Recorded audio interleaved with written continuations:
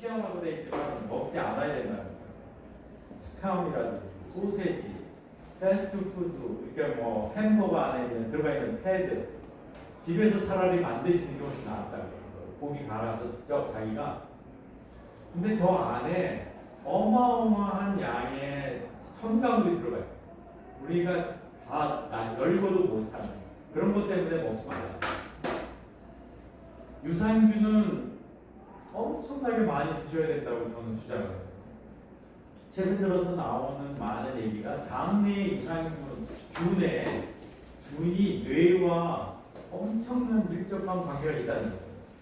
우리 뇌에서 필요한 아까 얘기한 세로토닌, 도파민 이런 것들이 장내에 있는 세균들이 만들어져요. 근데 나이가 들수록 세균의 구성이 독성만 내는 세균으로 점점 바뀌어요. 우리 몸이 맨 위에 저런 걸 먹기 때문에. 그래서 우리 장 속에 별로 유익한 균은 남아있지 않고 해로운 균만 남아있어서 우리 필요한 물질들을 만들어내지 못하는 거예요. 그래서 건강한 유산균은 하여튼 많이 먹을수록 좋습니다. 그 다음에 고기, 단백질 아주 좋은 음식이고요. 많이 섭취를 해야 되고요.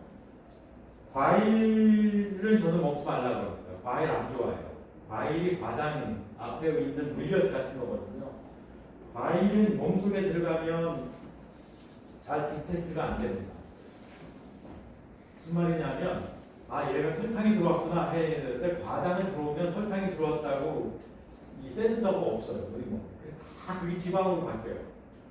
그래서 과일을 먹으려면 지금 그런 색깔 있는 과일, 블루베리나 뭐 베리류, 딸기 이런 거, 그다음에 가지, 이건 야채지만 피망 이런 거 볶아서 먹는 게 훨씬 낫고요.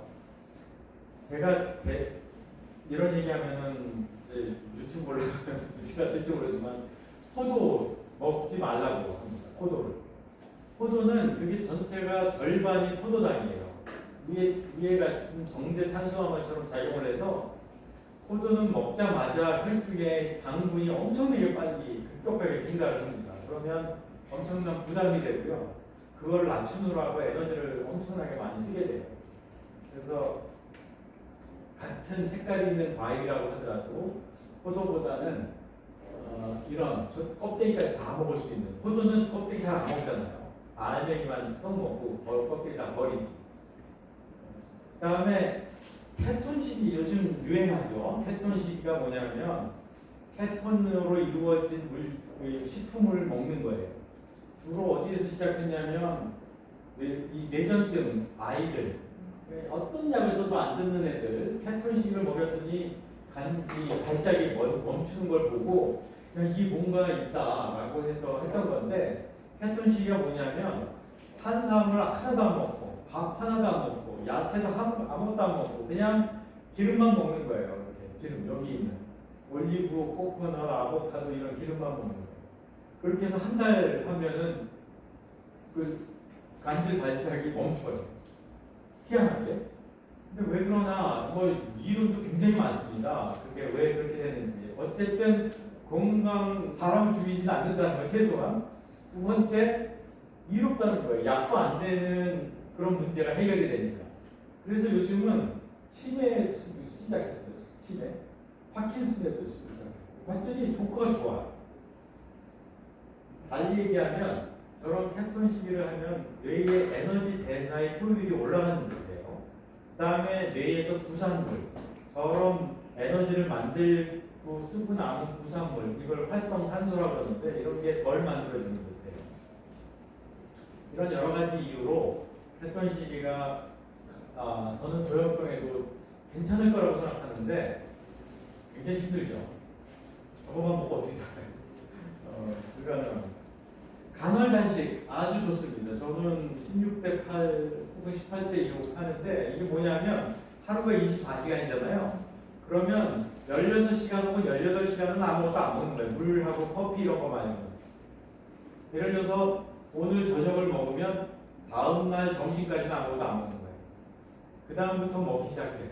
점심 먹고 뭐 3시에도 먹고 6시에도 먹고 8시에도 먹고 대신 8시 되면 또 다시 안 먹고 이렇게 동물에서 이런 식으로 단식을 시키면 한 50% 수명이 늘어나요.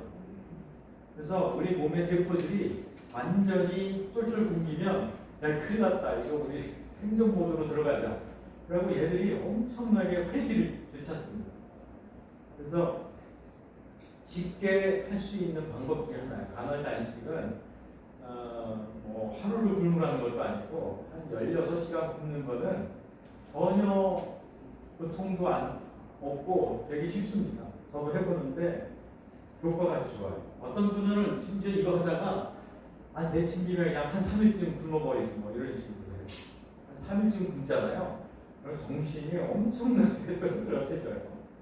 저 한 3일쯤 해봤어요. 하다가 이제 막 가속도가 붙어가지고 한 3일쯤 하니까 전혀 배도 안 고프고 좋더라고요. 어떤 분들은 요가 하시는 분들은요, 어떤 막 한 일주일씩도 하잖아요. 한 5일 단식하는 것도 굉장히 많이 하고 그러세요. 그리고 이제 차츰 이제 미음부터 먹기 시작해서 다시 원래대로 돌아오고. 그래서 심지어는 뭐 3달에 한 번 이렇게 간격으로 일주일씩 단식하시는 그런 연습을 하시는 분들도 있어요. 일주일에 2번 운동 아주 좋고요. 비타민 C와 D, 코엔자임, Q10, 오메가3 이런 거 정말 필요하고요. 커피가 어떠냐? 저는 마셔도 좋다고 생각해요. 만약에 커피가 잠을 자는데 문제가 있다면 안 좋지만 만약에 오전에 먹으면 괜찮다 그러면 5잔이라도 좋다고 생각해요. 커피 안에 들어가 있는 카페인이 굉장히 몸에 이로워요. 그리고 암이라든지 간염 이런 걸 막아주고요. 그다음에 뇌의 건강에도 되게 이롭습니다. 그래서 파킨슨 병의 요즘 치료제 하나가 카페인 성분이 작년에 승인을 받았어요. 파킨슨 치료제도.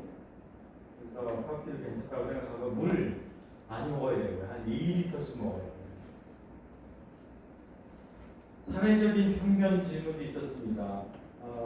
제가 정신건강센터에 있을 때 정리를 했었던 건데 정부의 정신건강 문제를 바꿔야 된다. 왜?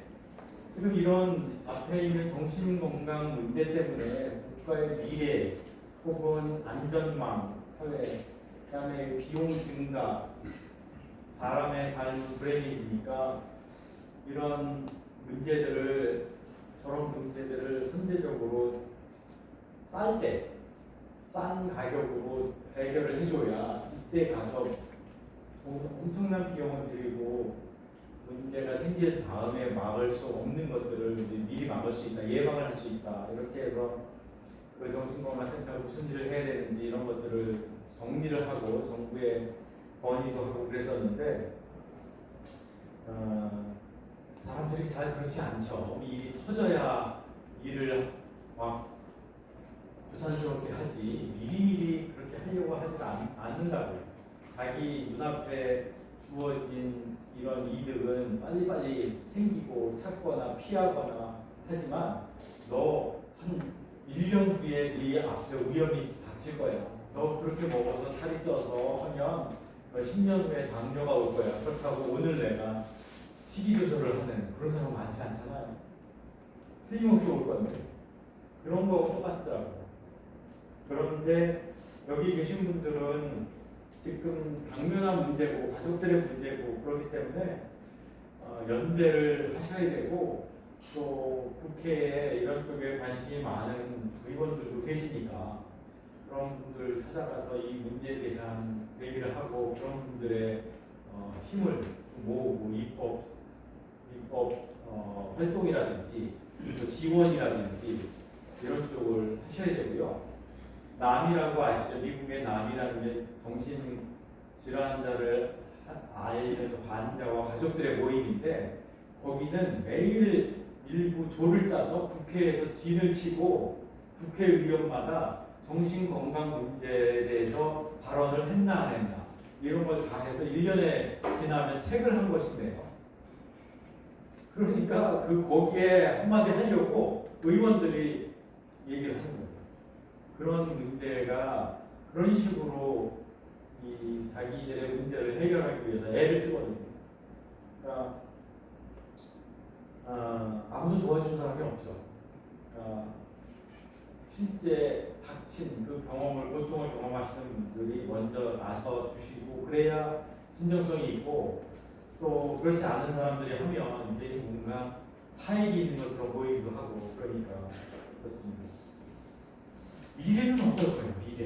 미래에 대해서도 얘기를 많이 하죠. 언제 이 문제가 해결이 될까요? 자,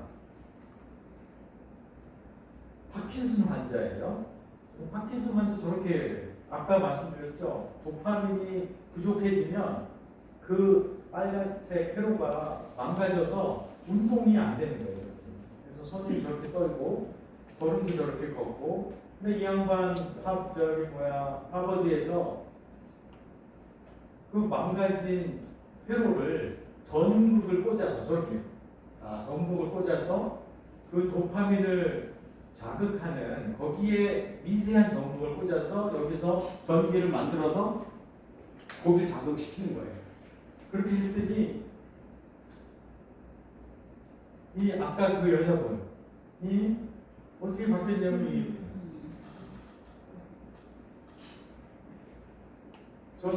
이쪽은 전극을 안 꽂은 그러면 전극 꽂기 전 전극을 꽂고 나서 바뀝니다. 자, 뇌에 대한 이해가 깊어질수록 아마 약물 더하기 이런 장치 이게 꽤 많이 이제 등장할 거라고 저는 생각을 해요. 또 다른 예가 있어요. 이분은 12년 전에 뇌가 완전히 셧다운돼서 말도 못하고 손도 이렇게 된 상태로 아무것도 못해요. 이분께 무슨 장치를 했냐면 뇌 수술을 해서 저기 위에 저 까만 거 있잖아요. 위에 전극을 꽂았어. 그리고 저기 위에 여기다가 신호를 우리 휴대전화 발신처럼 신호를 이렇게 전파할 수 있는 장치를 달아놓은 거예요. 그리고 내가 생각만으로 물체를 움직일 수 있도록. 이 사람이 지금 자기 머릿속의 생각만으로 이 팔을 움직이는 중인 거예요. 어떤 밑에 빠르게 세 번째 거를 들어라 이러는 것까지도 내가 명령을 하면 이게 움직일 수가 있어요. 이거는 이 기계팔을 이제 움직이는 거예요. 이게 12년 만에 처음으로 이분이 이 커피를 이제 마시는 거죠. 이게 6년 전이에요, 벌써. 그래서 지금 자기 혼자 머릿속으로 집중해서 이 기계팔을 움직여서 자기 입에다가 빨대를 꽂아서 마시는.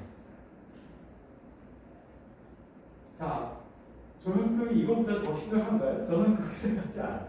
이분은 아무것도 못해. 그냥 거의 생명만 유지된 채 하는 거지 전적으로 모든 사람의 도움을 받아야 살 수 있는 분이거든요. 만약에 이런 장치가 이제 이 단계를 넘어가면 여기 장치를 다 이런 장치로 다 바꿀 수도 있잖아요. 내가 생각만으로 팔을 움직일 수가 있다고 했잖아요. 뇌만 살아있기 때문에 뇌는.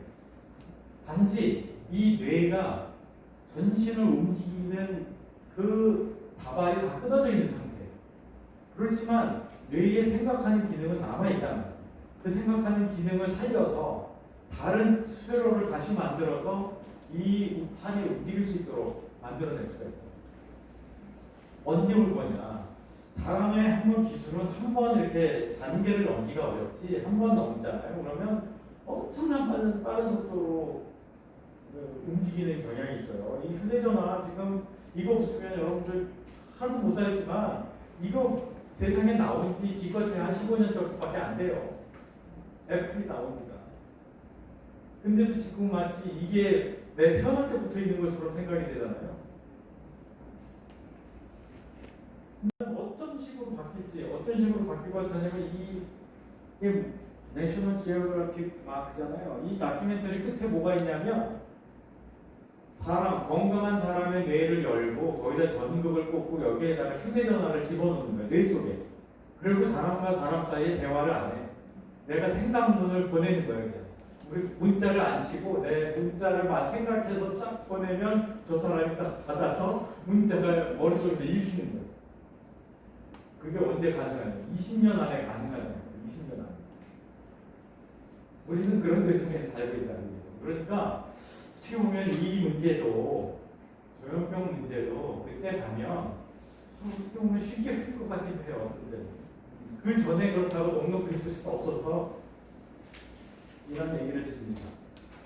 아까 약물 얘기는 했지만 정신사회 문제라는 건 뭐냐면 우리 환자분과 부모분들이 정확한 지식을 알고 있어야 돼요.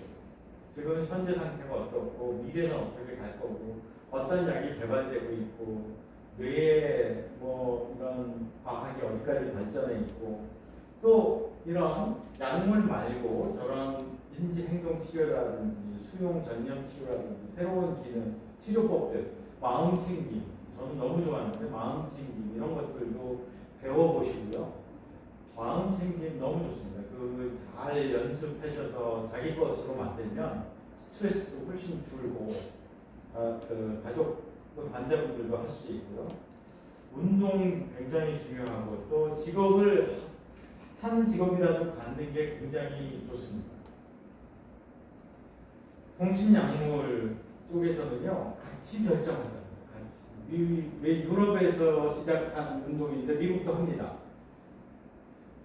약을 너 의사가 처방을 그냥 하는데 넌 이 약 알지도 못해 이름도 복잡하니까 이런 게 아니라 리스트를 펼쳐놓고 이 약은 이런 좋은 점이 있지만 이런 나쁜 점이 있어. 이 약은 이런 게 있고 이런 게 있어. 너 뭘 할래? 제가 들어보니까 저한테 이게 맞을 것 같습니다. 그렇긴 한데 너 지금까지 경과를 보니까 이게 좋은 듯해요.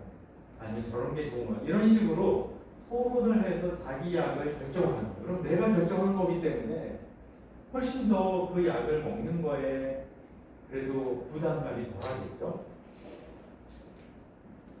효과와 부작용에 대해서 많이 알면 알수록 더 오랫동안 약을 복용할 수가 있습니다. 그 다음에 저는 가능하면 적게 먹는 게 좋다고 생각합니다. 효과를 그렇다고 내지 못하면 안 돼요. 효과를 내는 한도 내에서는 가능하면 적게 먹는 게 좋아요. 왜냐하면 그럴수록 부작용이 적기 때문에 그렇습니다. 부작용이 있는 채로 그걸 계속 견디면서 하는 것은 오래가기 힘들어요. 장기 대형도 적극적으로 고려할 필요가 있어요. 이건 이제 거의 대세가 된 듯해요. 그래서 매일 맞을 필요도 없고 1년에 만약 6개월짜리 나오면 2번만 맞으면 되는데 뭐하러 그걸 매일매일 억지로 힘들게 먹겠어요. 자기한테 맞기만 하다면 그런 치료법도 좋다고 생각합니다. 미국에서 나온 연구인데 매일매일 약을 먹는 거에 나쁜 점은 나는 환자다. 먹을 때마다 그걸 상기시킨다는 거예요. 또 가족들끼리도 맨날 대화가 너 약 먹었어? 그러니까 엄청난 스트레스죠. 그것도 그만해 이렇게 되는 거예요. 의사는 어떤 사람이냐? 동반자인데 치료 계획과 목표를 같이 나누는 것 이거는 제가 하는 얘기가 아니라 미국의 이 앞에 얘기한 새로운 치료의 운동이 벌어지고 있는데 미국 정부 주도로 많은 센터가 이거를 지금 받아들이고 있습니다. 그래서 치료 계획과 목표를 환자와 같이 나눠라. 새로운 지식을 지속적으로 업데이트해라. 한번 의과대학 혹은 레지던트 때 배운 정보를 계속 업데이트 안 하고 계속 하시는 분보다는 새로운 약이라든지 새로운 정보, 새로운 부작용 관련된 이슈들, 치료법들, 대체법 이런 것들을 계속 업데이트 하시는 분들이 훨씬 자기 자녀나 가족들에게 좋을 거는 당연한 거겠지요. 우리 환자분들은 약간 의사분들하고 얘기할 때 주눅드는 경향이 있어요. 잘 얘기를 잘 못한다고. 근데 최근 들어서는 많이 달라졌습니다. 그게 안 되니까 그 자리에 가면 잘 안 될 것 같으니까 깨알같이 적어오시는 분들도 있고요. 그렇게 하셔도 괜찮고 그렇게 적어서 궁금증을 푸는 거 이런 분들을 의사분들이 더 좋아해요. 그렇게 적극적으로 애를 쓰시려고 뭔가 문제를 해결하려고 하시는 분들을 더 좋아한다면 의사분들도 여러분들의 가족과 다 함께 가장 중요한 목표를 우리 재활을 막자. 지금까지는 할 수 없어. 그렇지만 지금부터는 무슨 수를 쓰더라도 다음 재활이 오는 것을 막자라는 공동의 목표를 같이 갖는 거, 이게 굉장히 중요합니다. 하여튼 제가 보내주신 질문들을 꼭 정리해서 하나의 강의로 정리한 게 여기까지입니다. 예, 다시 한번 열광을 내는 박사님을 박수 부탁드립니다.